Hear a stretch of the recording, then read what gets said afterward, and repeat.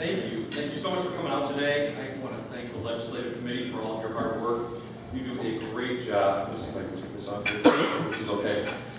You do wonderful work, and I really appreciate all the effort that goes in to an event like this. It is important. This is a really important year for us as business owners, business leaders, to be involved in government and to recognize that this is important. So thank you for your work. I also want to thank the staff here at Pheasant Run. They do an amazing job. Really, it's a great lunch, a wonderful facility that we enjoy so much. So thank you all, servers and preparers. It was a great lunch and a good time together. So my hope is to share a little bit of my background and my vision for where things could be, where we could go in the future for our nation, and the hope really for our kids and our grandkids of things that we need to do now to make sure that their future is strong.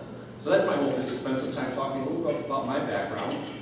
Briefly, you heard most of it there in the introduction, so we'll look through this fast. I'm just talking about the current situation and where I think we need to go as a country. So Misha will talk a little bit about occupation. I work in investments. I work with Vice President of Performance Trust Investment Advisors. We work in long-term structured safe investments for families and individuals. I have offices in Wheaton and Chicago. I've got my Series 7, my Series 6, my Series 63. Also have my Juris Doctorate from Chicago State Law. Public service, served in the House and the Senate here in Springfield. National Federation of Independent Business has recognized my work several times, one from the Illinois Chamber. I have a 96% voting record with the Illinois Prosperity Project. And then before my service in Springfield was on the DuPage County Board and Forest Reserve Commission. This is really the reason why I'm running, quite honestly, is my family, my kids and my wife. We live in Winfield. I've got 4 kids. Christy and I have been married 19 years. She is absolutely the greatest, biggest contributor to my campaign of anybody. She puts up with so much to make this possible, so I'm so grateful. I wish she could be here today, be here.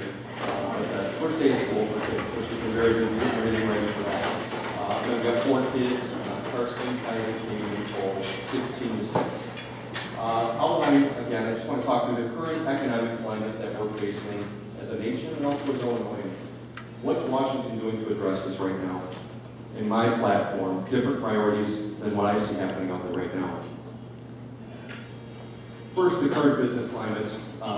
We take a look at some things that are affecting all of us as we're trying to do business. It's consumer confidence drives so much of how our economy is going, the decisions that people make as far as their spending, their savings, investment, all of that. Access to credit has a significant impact on us being able to do business. And it's more and more difficult, as many of you know, for small businesses to have that access to credit.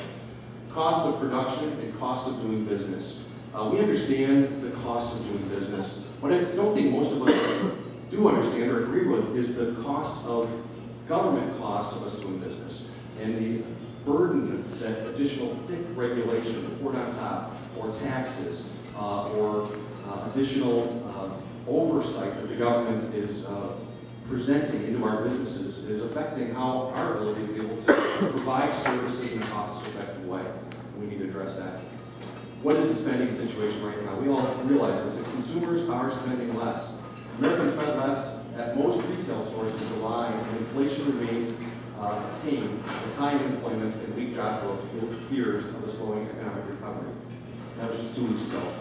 We just don't know. It seems like from day to day, there's uncertainty of, is it going to go up, is it going to go down, what's the market going to do today? But what we're definitely seeing is that the recovery that we saw for a while is slowing. The declines for most retailers in July suggest that the recovery is losing momentum. There's only one thing that's for sure. Economic momentum has slowed. This was Jennifer Lee, senior economist from BMO Capital Markets.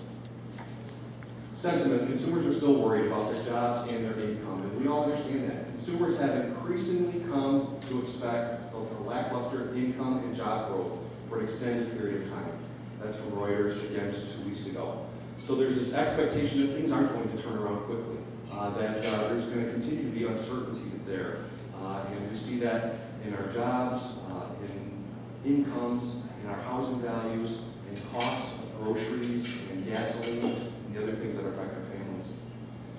Housing prices have a significant impact on that consumer confidence. Mortgage delinquency rates are 9.4% compared to 3.3% just a couple of years ago in 2008. So it's tripled almost.